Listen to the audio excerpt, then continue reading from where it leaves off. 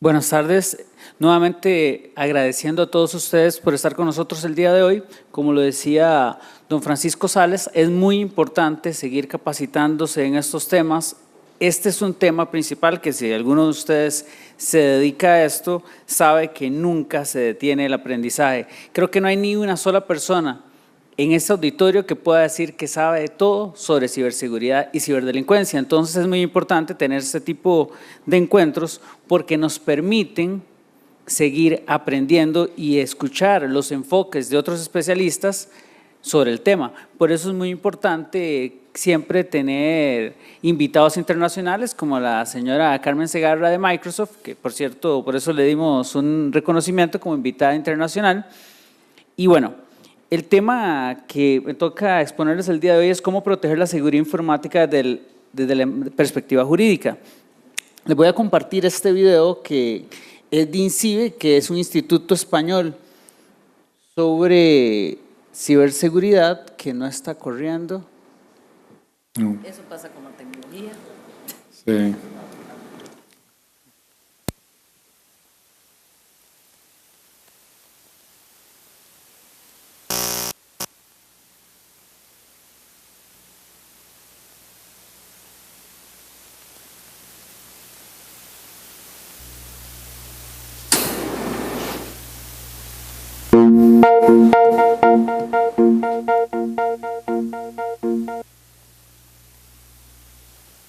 Aún recuerdo cuando tenía que esperar a que acabara la jornada de empresa y se vaciase de empleados para poder hacer un butrón y entrar para robar equipos informáticos, dinero, incluso información de la empresa.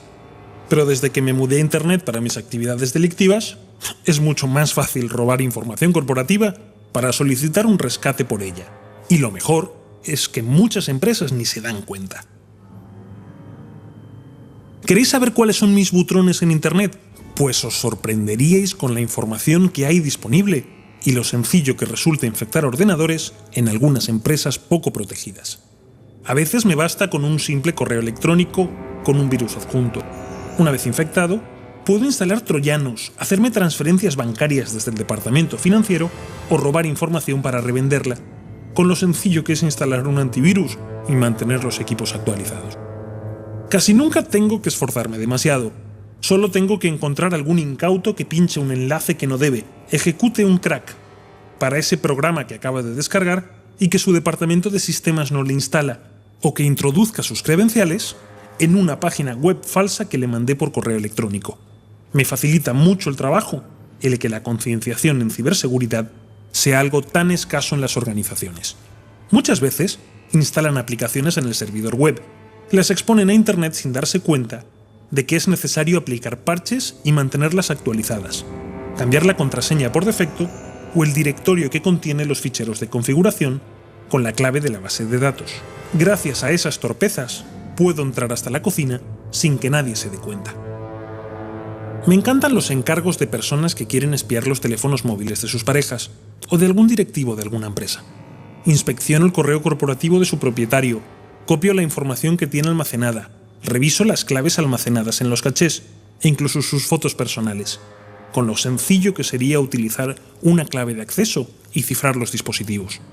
Cuando llego a un hotel, pongo en marcha una wifi pirata para ver a quién cazo. No tardo en recibir conexiones de directivos y empleados. Así, capturo toda la información que transmiten, personal y profesional. Seguro que no saben lo peligroso que puede ser conectarse a wifis desconocidas.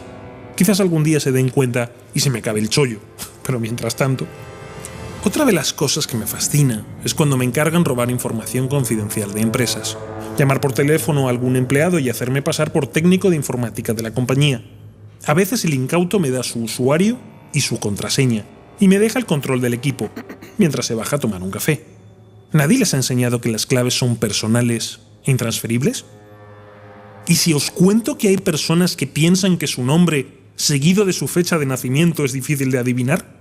Otras creen que 6 letras consecutivas en el teclado es una buena opción como clave. Si supiesen que tengo herramientas para probar miles de contraseñas por segundo, supongo que aprenderían a utilizar claves largas y que incluyan minúsculas, mayúsculas, símbolos y números. Internet es un lugar genial para nosotros los ciberdelincuentes, con los usuarios imprudentes o temerarios, de empresas que no se preocupan de su seguridad o que ni siquiera se les pasa por la cabeza aplicar medidas. Que sigan así, nos estamos haciendo ricos a su costa. Pues bien, es importante que ustedes busquen el canal de YouTube de INCIBE porque hay bastantes recursos que pueden utilizar tanto a nivel personal como para sus empresas. Aquí tenemos, bueno, qué es la seguridad de la información, que es la preservación de la confidencialidad, integridad y disponibilidad. Como pueden ver, muchos de los delitos que tenemos en Costa Rica, bueno, y en el mundo, los delitos informáticos vienen a proteger estos tres ejes. Entonces, esto es muy importante tomarlo en cuenta. Vamos con los conceptos. Seguridad informática, el establecimiento de medidas de seguridad dirigidas a proteger un sistema informático.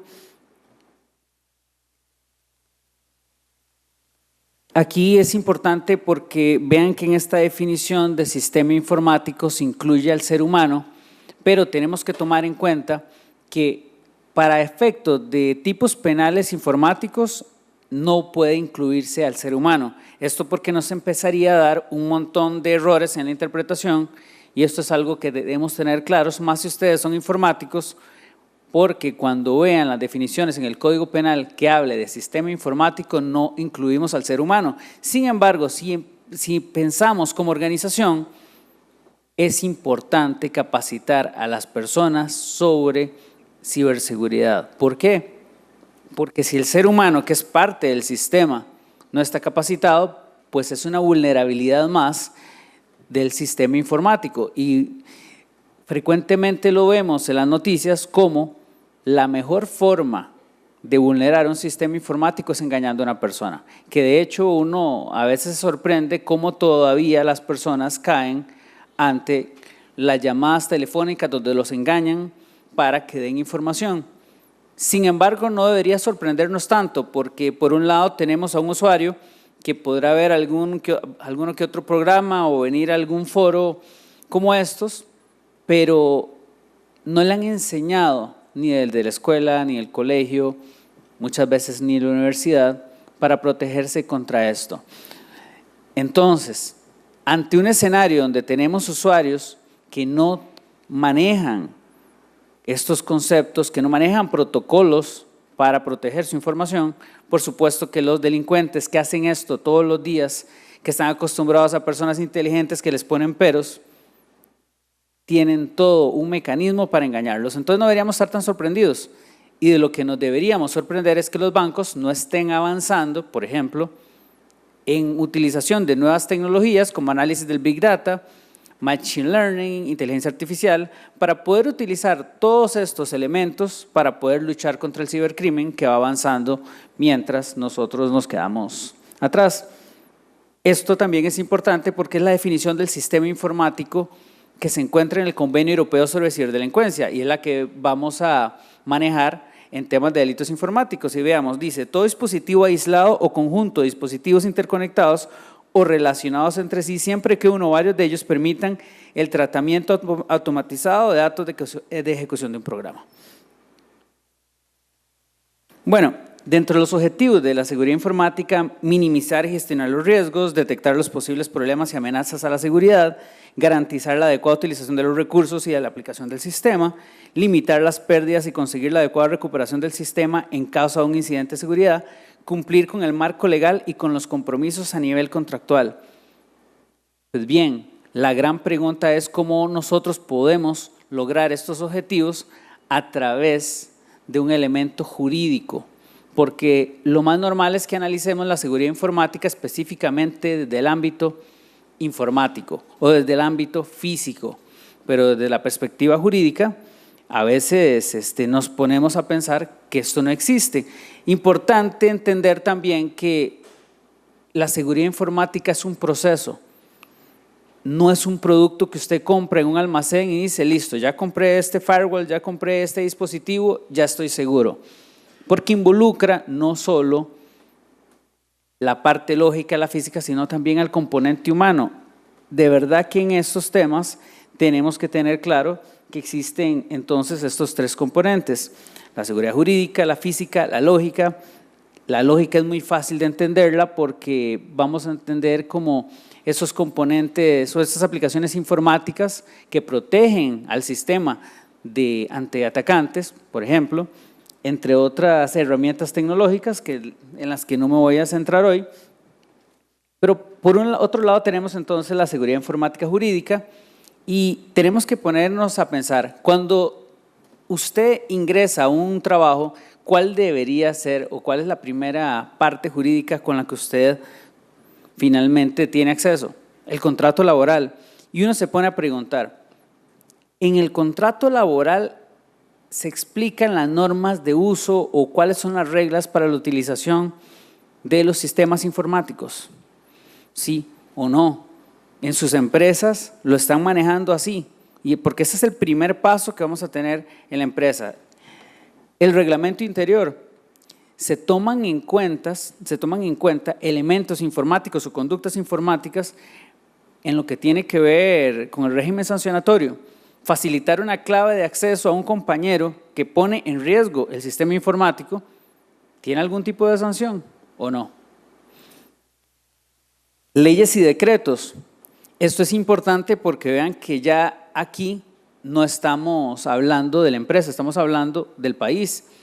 Entonces, pongámonos a pensar en temas de derecho informático, en qué momento vamos a estar simplemente bien o cómodos con la legislación que tenemos. Definitivamente no puede estar así. Precisamente el día de mañana, junto con Francisco Salas, vamos a estar exponiendo un proyecto de ley, una propuesta de proyecto de ley de reformas sobre tipos penales informáticos que deben introducirse y reformas al Código Penal sobre delitos informáticos, sobre pequeños errores que existen y hemos detectado, ya sea porque desde el inicio sabíamos que eran errores que estaban ahí, no los pudieron corregir en la Asamblea Legislativa, o porque la práctica nos ha hecho ver que la norma es insuficiente y que debe mejorarse. Y aquí es donde viene a jugar un papel importante la Comisión de Derecho Informático del Colegio de Abogados, porque a través de estos espacios de discusión logramos debatir sobre los temas importantes que finalmente tratamos de que incidan en las reformas al marco jurídico costarricense, entonces, al ordenamiento jurídico costarricense. Entonces, que ustedes estén aquí los hace formar parte de este proceso que debería llevar a Costa Rica a liderar en estos temas. En este momento podríamos decir que a nivel de delitos informáticos Costa Rica lidera de alguna forma en Iberoamérica, pero a nivel de investigación criminal sobre delitos informáticos no estamos muy allá, no estamos muy adelante. Primero porque hace falta capacitación en el Poder Judicial, por otro lado sí se requieren normas procesales específicas para lidiar con delitos informáticos y toda una cultura en el Poder Judicial para la lucha contra el cibercrimen. Entonces, por un lado podríamos estar muy bien, por otro lado no tan bien.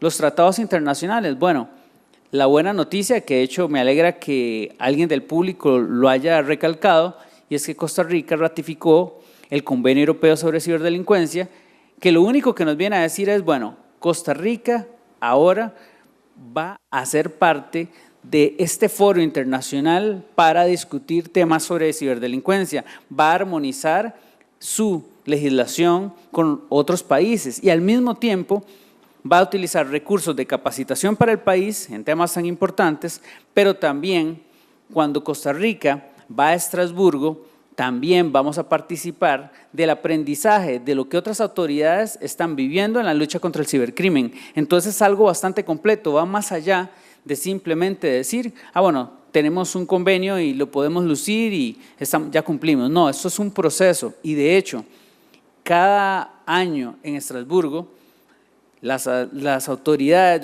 de todos los países están rindiendo cuentas de por qué han avanzado o no en diferentes temas o inclusive cómo puede utilizarse el convenio para luchar contra la ciberdelincuencia.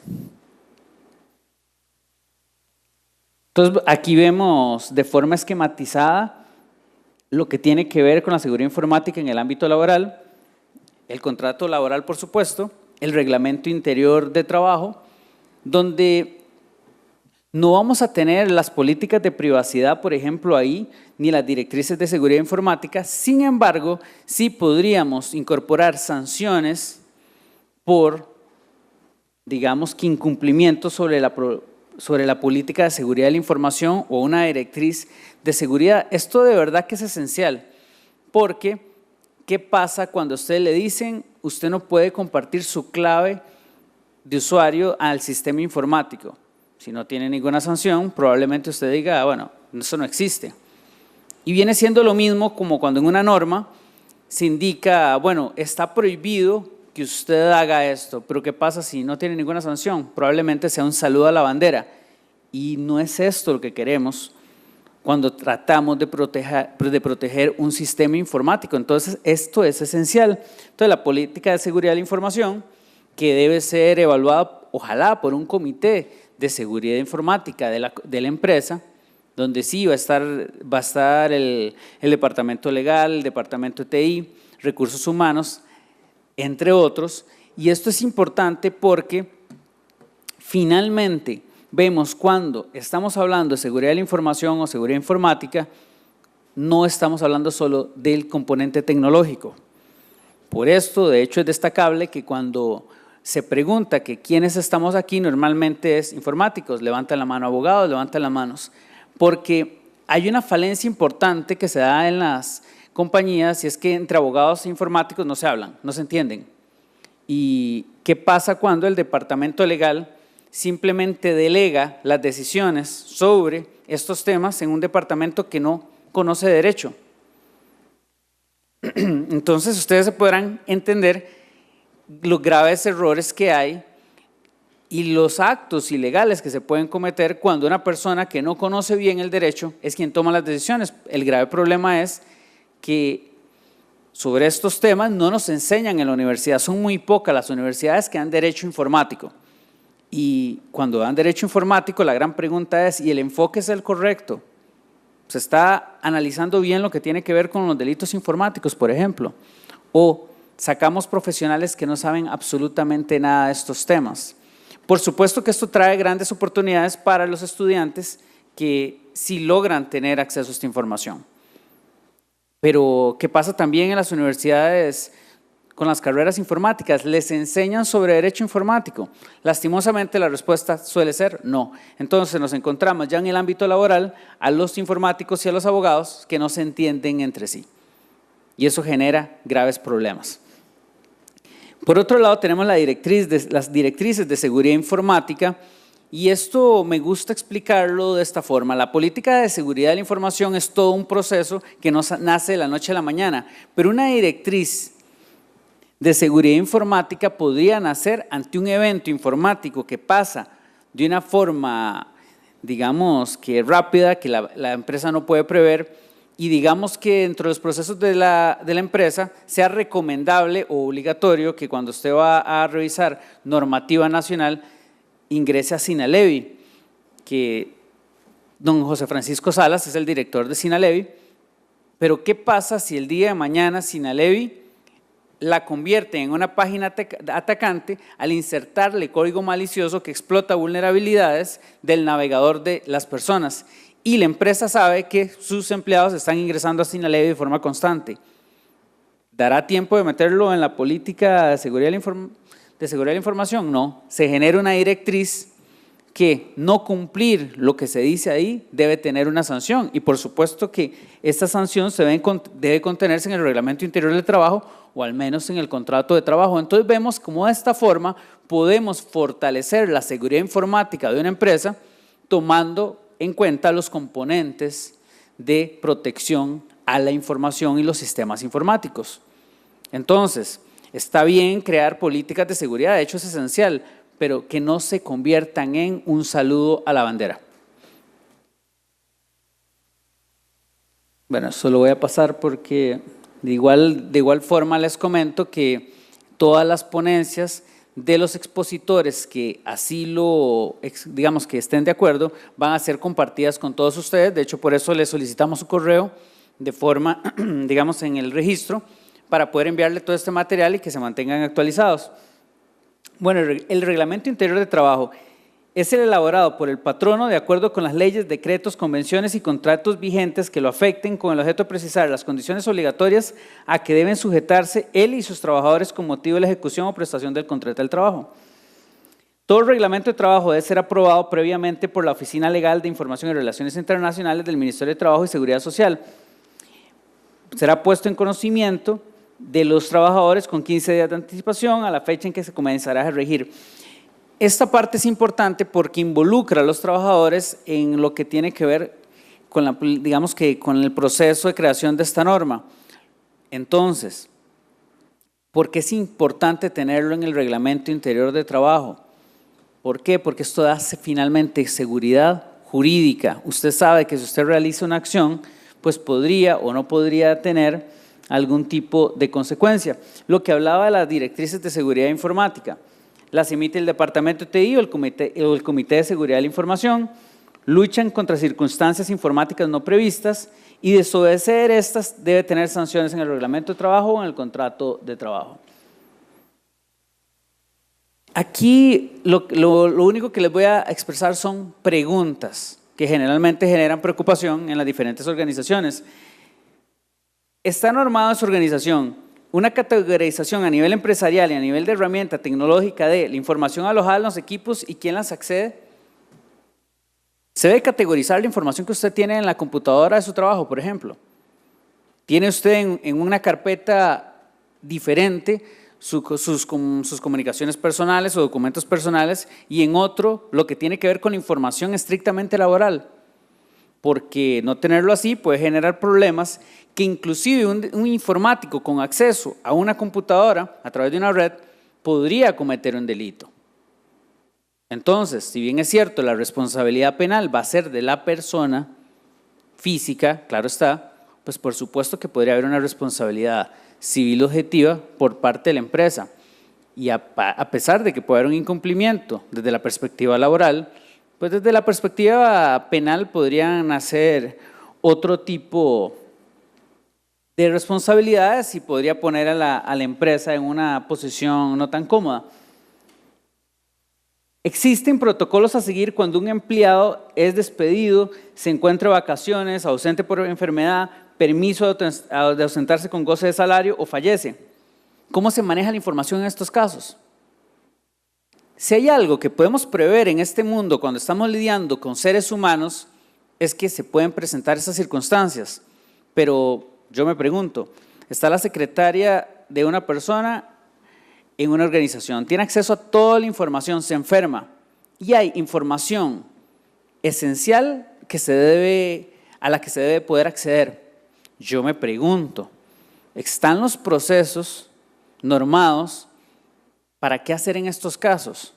¿O nos vamos a poner a pensar que no, a esa computadora no se puede ingresar porque hay documentos privados que deben ser respetados? La herramienta tecnológica por un lado es del empleador, pero por otro lado la información privada es del empleado. ¿Cómo proceder? ¿O nos vamos a esperar a que pasen estas circunstancias para normarlo? ¿Qué pasa si fallece una persona y hay información de esta en la computadora y por ejemplo, sus familiares saben que hay información esencial, que son recuerdos de la familia, etcétera, y según la ley 8968, que es la ley de protección de la persona frente al tratamiento de sus datos personales, indica que van a ser sus familiares quienes van a poder tener derecho a decidir sobre los datos personales de esta persona, de este empleado. Y yo me pregunto, a partir de esta norma deberíamos entonces simplemente darle acceso a un externo a información que podría ser sensible de la empresa. Claro, son las grandes preguntas que uno debería hacerse, pero jamás debería hacerlas ya cuando se da el suceso. Debemos preverlo. Entonces, aquí es importante analizar qué es lo que nosotros tenemos,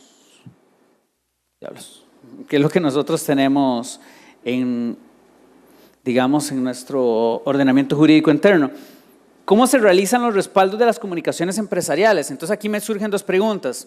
¿Se permiten comunicaciones privadas en las bases de datos de correos electrónicos de la empresa? ¿Sí o no? Porque si la pregunta es sí, ¿están solicitando el consentimiento expreso para hacer este tratamiento o no?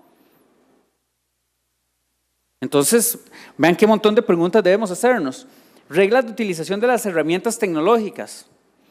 Bueno, ¿de qué forma deberían utilizarse? Vamos a permitir que traigan dispositivos externos para colarse en la red o, dependiendo de la información que tengamos, lo vamos a prohibir porque esto incrementa el riesgo sobre la organización. Bueno, cada empresa va a tener que tomar estas decisiones y respetando el ordenamiento jurídico interno. Esta es importantísima. Protocolos de captura de prueba para utilizarse en procesos internos o judiciales. Bueno, si ustedes tienen una computadora que está a cargo de un ser humano, ¿es probable que se cometa una acción delictiva? Sí.